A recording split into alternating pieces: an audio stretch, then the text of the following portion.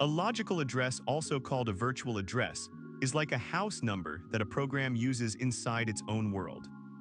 The program thinks it lives in a street where every house has a number from 0 up to some maximum. A physical address is the real location of a brick in the computer's RAM, like a specific plot in a vast garden. The program never sees the garden directly, it only sees its own street numbers. The operating system and hardware turn the logical house numbers into physical garden plot numbers, so the program can store and fetch data without knowing where the garden actually is. This separation lets many programs share the same garden without stepping on each other's toes. The Memory Management Unit, MMU, is a tiny but very smart part of the computer that works like a postal worker. When a program writes a letter to House 123, the MMU looks at a map called a page table and finds out which exact garden plot corresponds to that house. It then puts the letter into the right spot in RAMs.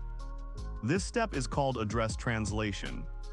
The MMU does this for every memory access, and it can do it very fast because it keeps a small shortcut cache called the TLB, Translation Look-Aside Buffer, which remembers the most recent translations, just like a postal worker memorizing the addresses of the houses he delivered to a lot recently. There are two classic ways to turn logical addresses into physical ones. Segmentation. Imagine the program's memory as a set of separate rooms: code room, data room, stack room. Each room has a base, the first address of the room, and a limit how big the room is. An address inside the room is added to the base to get the real address, just like saying the third chair in the kitchen means base of kitchen plus 3. If you try to go beyond the limit, the computer says no entry.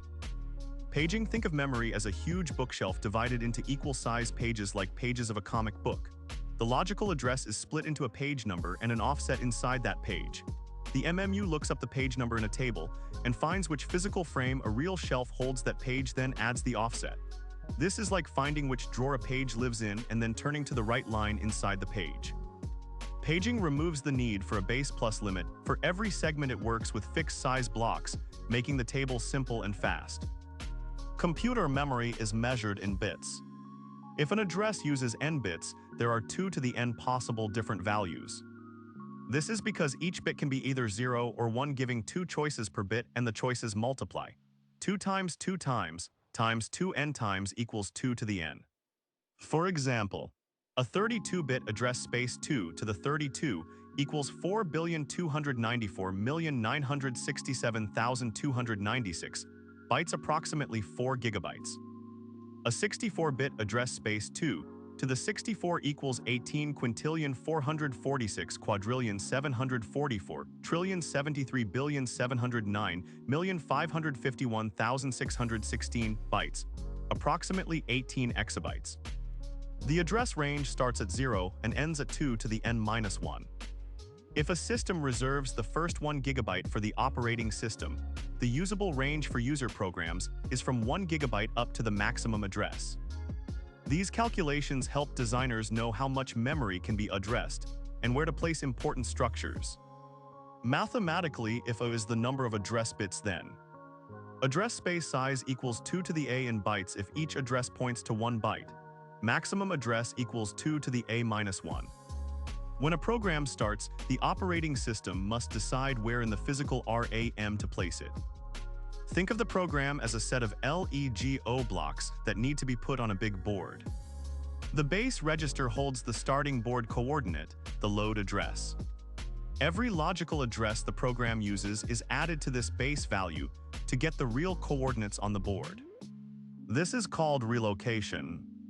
If the program is moved later, maybe because another program finished and freed space, the OS just changes the base register, and all the addresses automatically point to the new spot, just like moving the whole LEGO construction without rebuilding it. This technique lets the same program run at different physical places each time it starts, which improves memory use and security. Separate address spaces are like giving each child his own playroom. Inside their room, the child can put toys wherever they want, but they cannot see or touch toys in another child's room. The operating system creates a virtual address space for each process, each child's room. The MMU translates the child's logical addresses to physical RAM, but it never lets a process address memory that belongs to another process. If a program tries to read an address that is not in its allowed range, the hardware raises a protection fault similar to a locked door.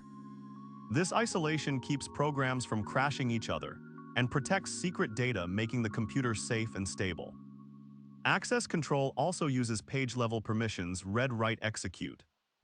A page can be marked read only so no program can accidentally overwrite code, just like a museum glass case that only lets you look, not touch. Every time the CPU needs to find a physical address, it first checks the TLB. If the needed translation is already in the TLB, a TLB hit, the answer is returned in a few CPU cycles. If not a TLB miss, the CPU must walk the page table in RAM, which is much slower. This extra time can be thousands of cycles, so a high hit rate is important for speed. Caches work on a similar idea. The CPU cache stores recently accessed data, not addresses. When a program reads a memory location, the cache checks if the data is already there. If the data is in the cache, a cache hit, the CPU gets it quickly, otherwise it fetches from RAM, a cache miss. Because address translation happens before the data fetch, a TLB miss often forces a cache miss as well, hurting performance. Modern CPUs use hardware prefetchers and large TLBs to keep both the address translation and data lookups fast. TLB hit to fast address translation to higher chance of cache hit. TLB miss to slow translation to likely cache miss to lower performance. Optimizing programs, for example accessing memory sequentially, helps keep both hits high. Today most computers use 64-bit virtual memory. This gives a huge address space 2 to the 64 that is far larger than any physical RAM we have today, allowing the operating system to use techniques like memory mapping, shared libraries, and large address space randomization for security. Because storing a single flat table with 2 to the 64 entries would be impossible, modern operating systems use hierarchical page tables. Imagine a tree where each node points to another smaller table. Level 1 page map. Level 4. Top table. Each entry covers a huge chunk, for example 512 gigabytes. Level 2 page directory pointer. Each entry covers a smaller chunk, for example 1 gigabyte. Level 3 page directory. Each entry covers 2 megabytes or 4 kilobytes. Level 4 page table finally points to the actual physical frame. Only the parts of the tree that are actually used are allocated, saving memory. The MMU walks this tree automatically during address translation. Modern CPUs also support large pages, for example 2 megabytes or 1 gigabyte pages, to reduce the number of levels needed for frequently accessed memory, improving performance. The hierarchy works like a filing cabinet. You first open the top drawer to find a folder, then open the folder to find the exact page. 64-bit systems also add address space layout randomization, ASLR, which randomly selects base addresses for executables and libraries, making it harder for attackers to guess where code lives. When developers debug a program, they often see two kinds of addresses. Logical virtual address, shown by debuggers like GDB because the program itself uses these numbers. Physical address, shown by low-level tools such as PageMap in Linux procs or hardware trace utilities that reveal where the data actually sits in random access memory. In GDB, run info registers to see the program counter. PC equals a virtual address. Use proc/pid/pagemap to translate that virtual address to a physical frame number. The file provides a 64-bit entry where bits 0 to 54 hold the page frame number, PFN. Multiply PFN by the page size, usually 4 kilobytes, and add the offset within the page to get the exact physical address. Investigating cache coherency bugs, where two cores may see different physical data.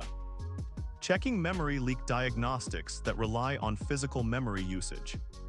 Analyzing hardware accelerated input-output, where devices need the physical address, DMA, and the driver must map a virtual buffer to a physical one.